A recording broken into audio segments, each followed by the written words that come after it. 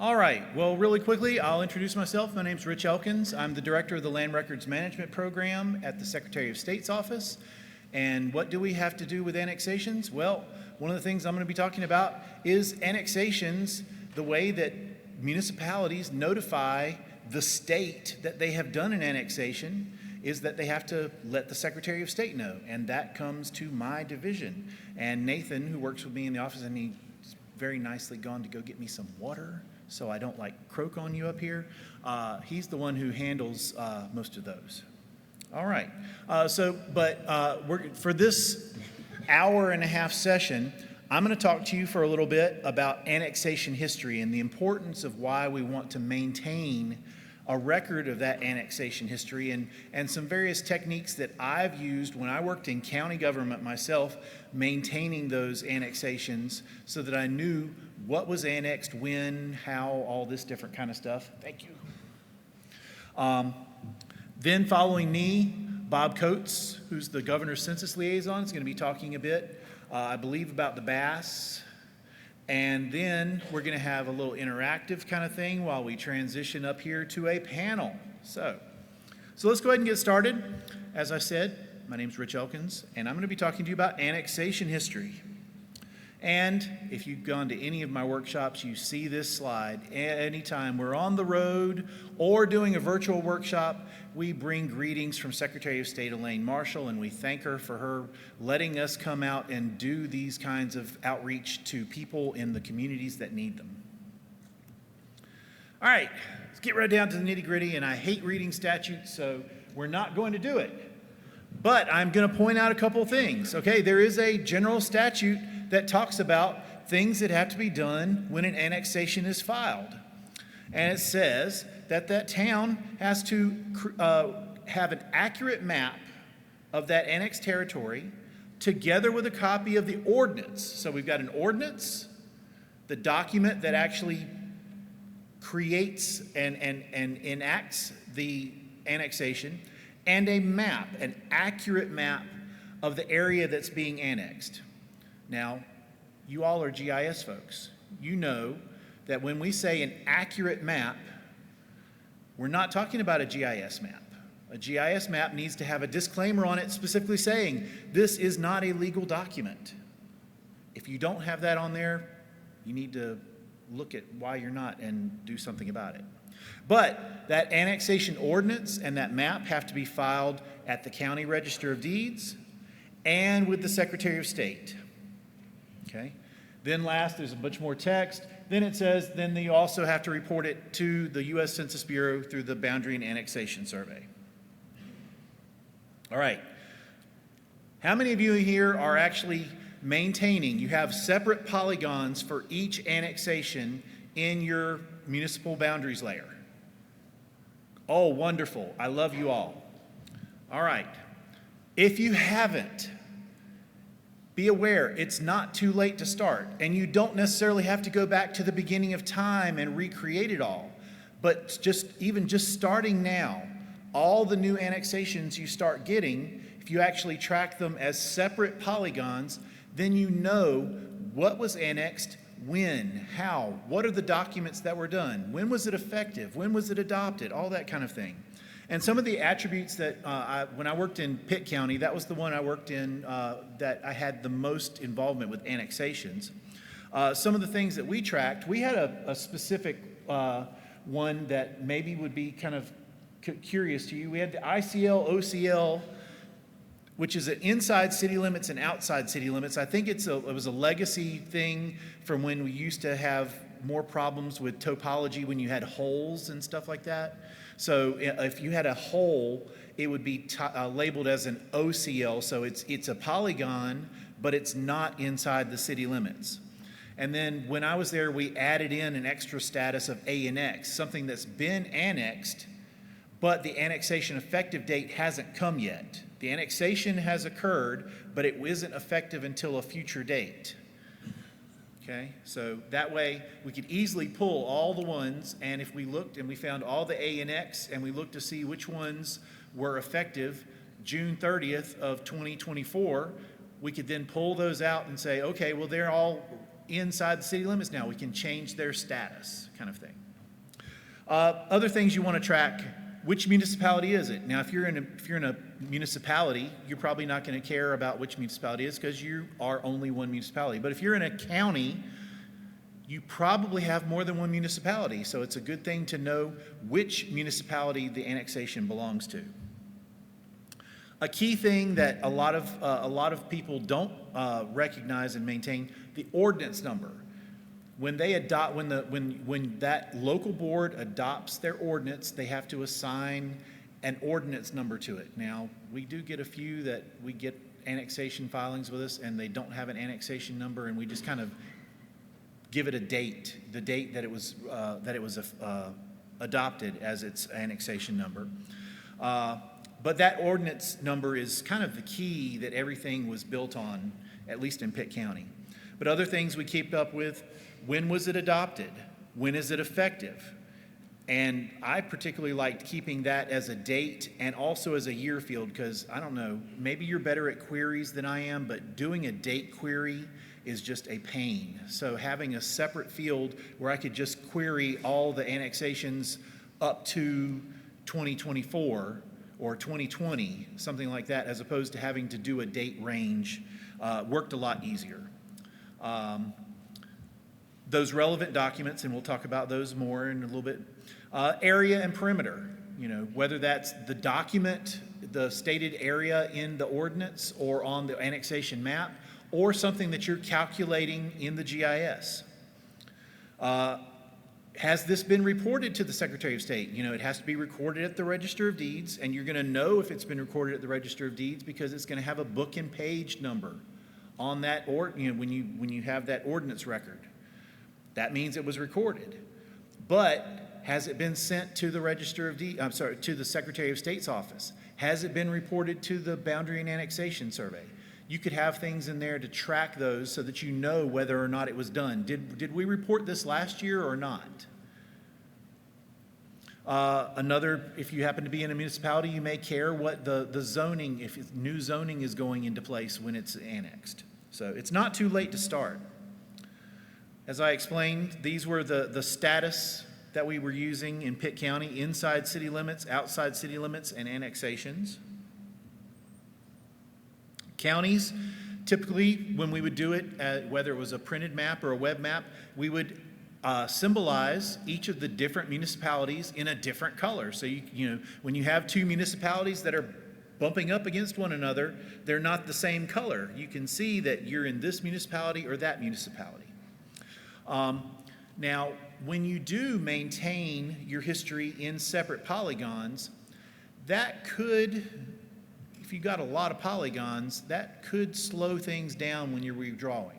So it's good to maintain that history layer, but also to have a dissolved layer where it's all dissolved, all those multiple annexation polygons, for people who don't care about the annexation history, dissolved all into one, so it draws a lot faster, whether on your desktop or on the website. Okay? And, like I said, you can start with the current and just start keeping up with the history, or if you have the time and the inclination, you could go back and start rebuilding some of that history that was missed before. Maybe taking it one municipality at a time. So like I said, the ordinance number, that can be a really good, unique identifier. Typically, the ordinance number is actually printed on the ordinance. Unfortunately, it's not always. And I use Greenville as my example because it's the one I had the most annexations from.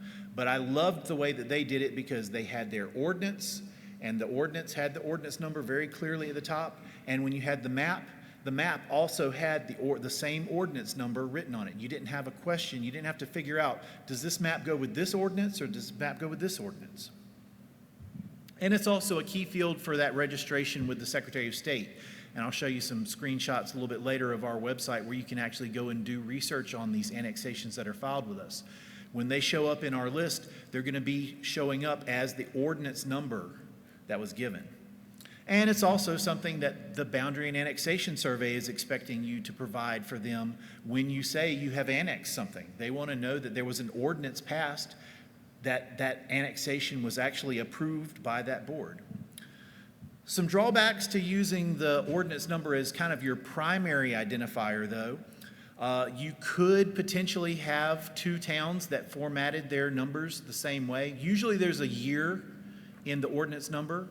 A lot of times you may have like 2024-0 for ordinance as opposed to R for resolution, and then a sequential number. You could have two different municipalities that format their ordinances in the same way, and both of them have a 2024-0-1, and it was an annexation. So you could have duplicates in that way. You may need to look into that and see if there's additional characters that need to be added or something just to be able to distinguish between them. And then non-uniform formatting. We do get a lot of annexations filed with us where, they used to do it 2024-0 and then they switch it to ORD 24, or the formatting of the numbers for their ordinances is not always uniform over a period of time. So whether or not you want to have some kind of standardization so that it always has the same format, if your parcel numbers sometimes had dashes and sometimes didn't, that would make it really hard to search. Effective dates and other dates. Annexations can be adopted well in advance of when they become effective. There are limitations on that. When I was in Pitt County, it was very common for them to almost all annexations were postponed until June 30th of the end of the fiscal year. I looked through some of their more recent things. It looks like they've kind of gotten away from that practice. It's really nice when the annexations fall on the end of the fiscal year, because then the tax office doesn't have to worry about prorations of taxes or anything like that. But they can do it however they want. They can adopt it effective as of that same day that they've adopted it, or some future date within limitations. One thing they cannot do, though, they cannot retroactively annex. You can't have a meeting on March 5th and say that this annexation was effective March 1st. So 4 fields that we said, might be things you'd want to track: the adopted date, the recorded date, the actual effective date, and then, like I said, just the year, because sometimes queries are easier with just the year. You might say, well, why, if you've got the book and page of the ordinance, why do I need the recorded date? Well, what happens when the municipality doesn't record that annexation until a year after it's effective, and they start coming to the tax office? Well, why wasn't this on our tax scrolls? Why wasn't it coded correctly?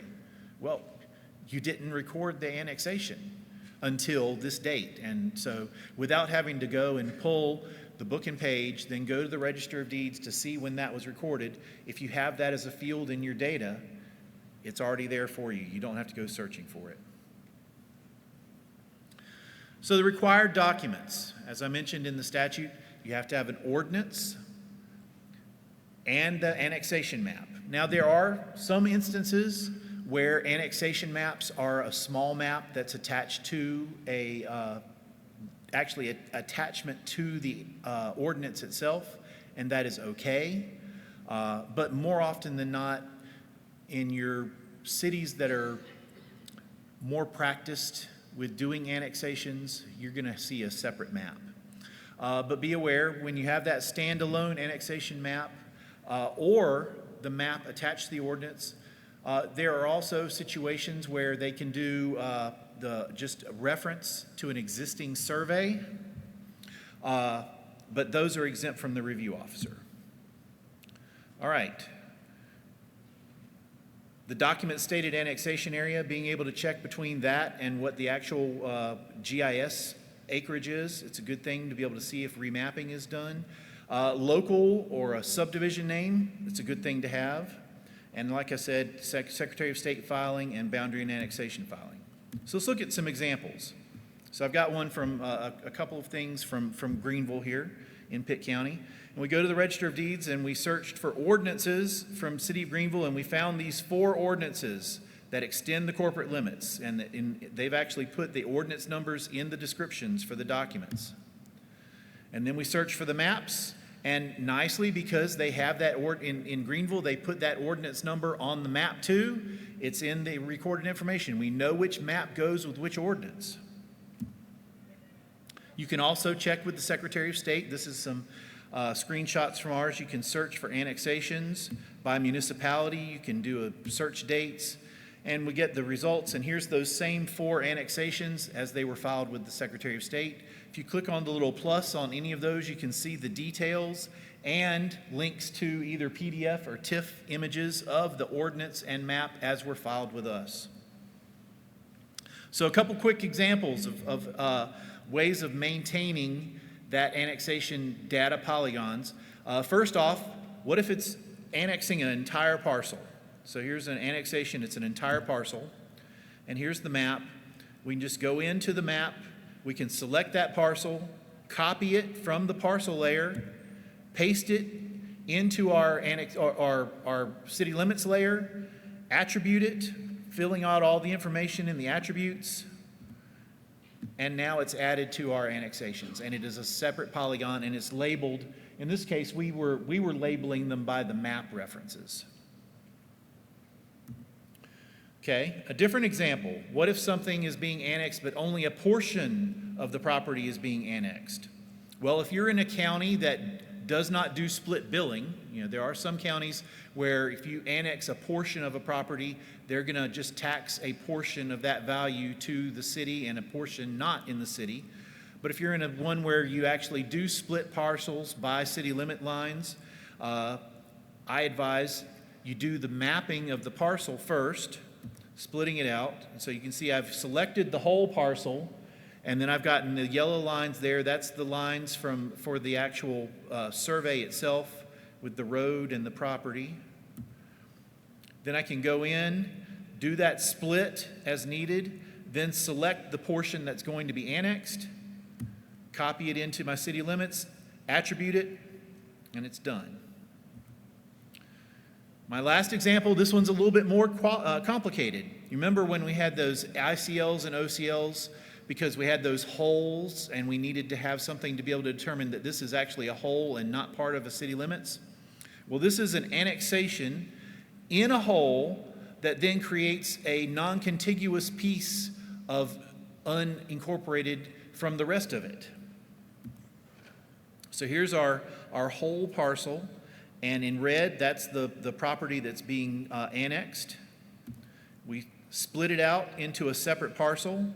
But in this case, instead of just copying that parcel over into the annexations layer, we're going to use those same lines that were used to split that parcel to split that annexation or that city limits polygon, the whole polygon, into 2, or actually in 3, because we now have 2 non-contiguous pieces. But we split it with the lines. Lastly, and we're going to talk a lot more about this, especially with the panel, but we have a new annexations tool that hopefully is going to kind of bring some of these processes together and make things more efficient, where people are going to be able to go in and submit their annexations, including those documents that need to come to the Register of Deeds and the geospatial data needed to update a statewide municipal boundaries layer that replaces all the different versions of municipal boundaries layers that are maintained by different departments currently. And so these are the different things, a lot of the same information that I'm suggesting that you're collecting and keeping in your GIS is the information that this tool is going to be asking for. Lastly, not going to do questions right now. We're just going to go ahead and move on and leave the questions more for the during the panel time. And if there's anything specific to me, I'm not going to be on the panel, but I can still answer questions. But this is our contact information for me as the presenter. For Nathan, he's going to be on the panel, and he's really your primary contact for annexations. He's the one who does the processing in our office. All right? That is it for me, and I'm going to pass along to Bob and let Bob talk to you for a little bit about boundary and annexation survey.